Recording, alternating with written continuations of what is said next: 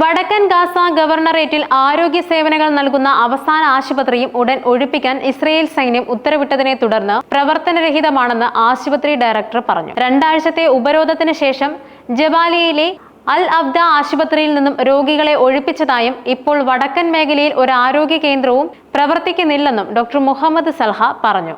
അതോടൊപ്പം വെടിനിർത്തൽ കരാറിൽ 60 ദിവസത്തെ പോരാട്ടത്തിന് താൽക്കാലിക വിരാമം നൽകുമെന്നായിരുന്നു ആദ്യ റിപ്പോർട്ട്.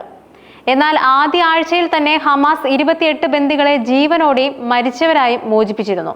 സ്ഥിരമായി വെടിനിർത്തൽ നിലവിൽ വന്നാൽ ശേഷിക്കുന്ന 30 ബന്ദികളെയും മോചിപ്പിക്കുമെന്നും പറഞ്ഞിരുന്നു. ഐക്യരാഷ്ട്രസഭയും മറ്റ് ഏജൻസികളും വഴി ഗാസയിലേക്ക് മാനുഷിക സഹായം അയക്കുമ്പോൾ 1000-ലധികം പലസ്തീൻ തടവുകാരെ മോചിപ്പിക്കും. എന്നാൽ 2023 ഒക്ടോബർ മുതൽ 4ാം തവണയും ആശുപത്രി സൈനിക ഉപരോധത്തിലാണെന്നും കുറഞ്ഞത് 28 തവണയെങ്കിലും ആക്രമിക്കപ്പെട്ടിട്ടുണ്ടെന്നും വ്യാഴാഴ്ച 18 ചാരിറ്റികളുടെ പ്രസ്താവനയിൽ പറഞ്ഞു.